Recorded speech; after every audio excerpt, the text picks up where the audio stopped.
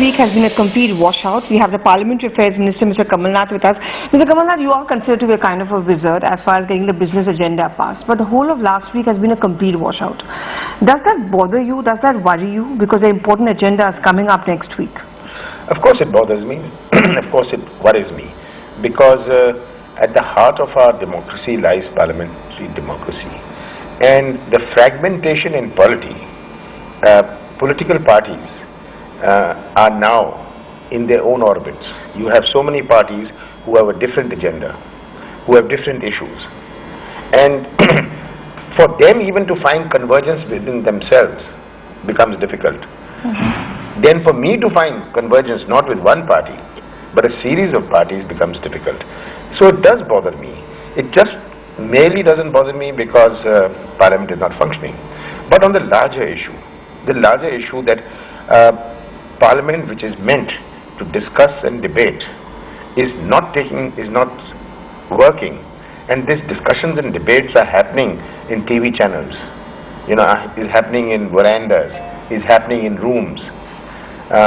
This is not a healthy portent for our democracy. And the Prime Minister just said that the world is laughing at us, but the opposition says that the world is laughing at us because the government is doing what it's not doing, and it's not doing what it should be doing. Well, the opposition must understand that it is for governments it becomes not just merely the art of the desirable, but the art of the feasible. And I think that opposing for the sake of opposition, you find fault in everything. The opposition has not come out in a long time to say the government has done anything right. But they're not supposed to, they're the opposition. Yeah, but no, there is an opposition. I remember Mr. Bajpai used to stand up and say, even as the leader of the opposition, and applaud the government. He did that to me personally when I was Environment and Forest Minister. So the opposition just opposing for the sake of opposing.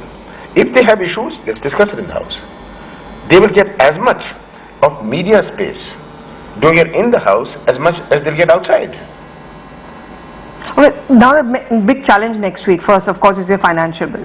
That could be passed because it's a constitutional crisis and everyone is going to come round to it. But the other two game changers which the Congress was really looking at, and something which Mrs. Gandhi set her heart on, was one, the land acquisition bill, and second, food security bill. Apart from the fact that those pension insurance bills and all those things.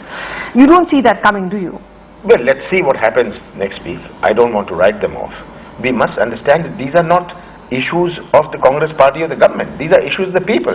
If we talk of the food security bill, that food security bill is for 65% of the population. But the perception is that it's going to be, if passed, a win-win situation for the Congress. Congress is going to take the credit. Why should they give that credit to the Congress up ahead of the Lok Sabha elections? Do you think that's the politics being played out? Is that the right kind of opposition?